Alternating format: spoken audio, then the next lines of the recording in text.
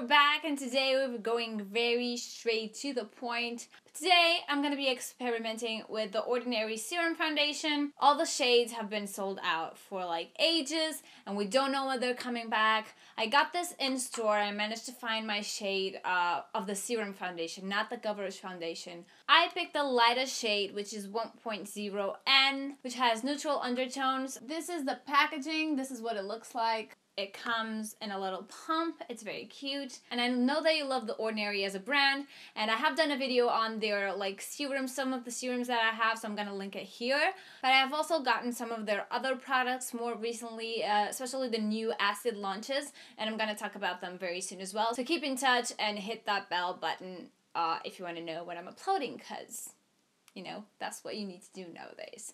But yeah, let's go ahead right into it. And first I'm just gonna apply my regular primer, and this is the Flawless Beauty Primer by Pixi, which you know I've been known to love. This is the swatch, so you can see it's very fair, very liquidy, and feels very lightweight, but the pigmentation is actually really great. So let's go ahead and see how that performs on my face. Dot it across my face. Oh my god, I love this color match. It's just cute.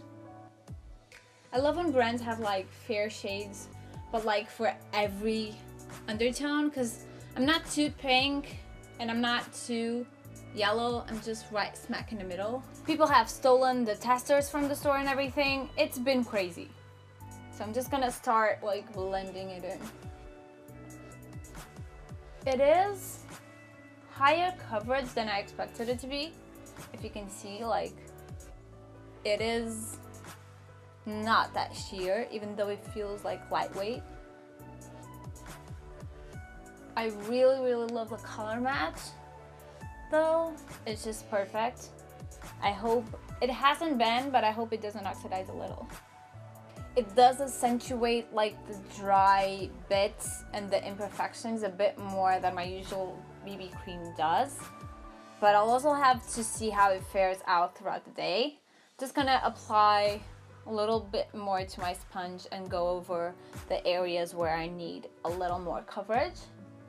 So, which is usually the chin area, as you know, because my hormones will not quit.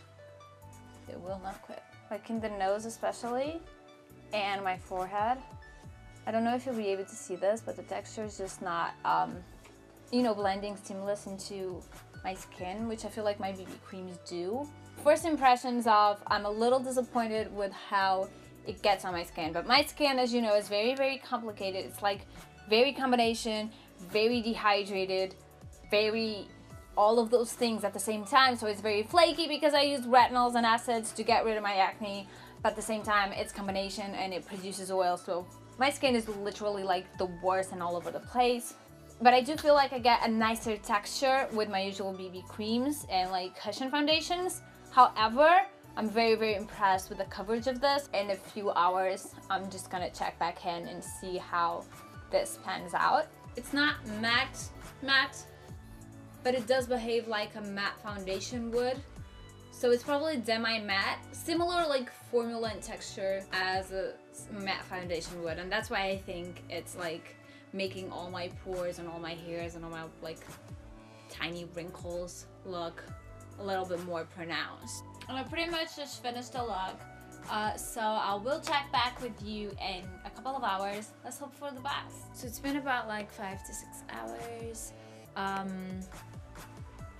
What I've got to say, so it isn't as drying as I thought it would be initially. So when I do this, a lot of like my matte foundations, when I do this, I can feel like on my skin tightening, and while I do still feel like very slightly, it's not like aggravating and I don't feel like I want to die.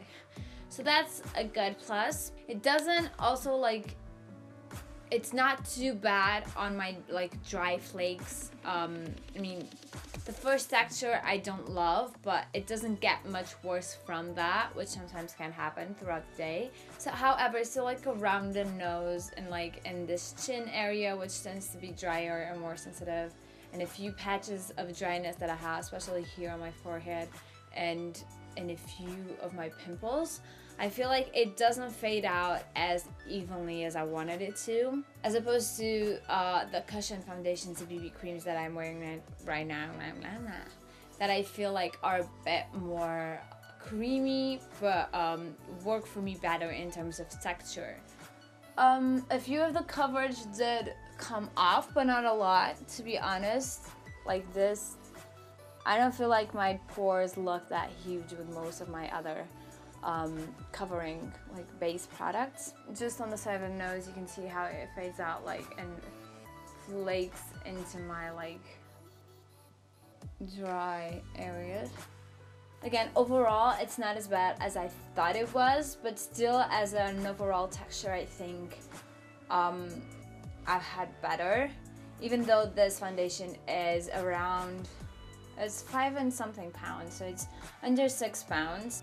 When you think of like serum foundation, I think you think of something a little bit more sheer and hydrating, whereas I felt this was very, very liquid and lightweight, but at the same time the texture was kind of like chalky-ish and matte. It was more matte than I thought it would be. So again, yeah, that's pretty much it. You take your own conclusions. If you like this video and if you want to see more of these types of videos, sort of like first impressions on foundations and makeup in general, give this video a thumbs up. Yeah, and subscribe to the channel for more, and definitely click that little bell button that will let you know whenever I post. So bye. See how it emphasizes my lines here, because like I don't even have that much of a deep line. It just looks worse because like there's creasing and accumulated product.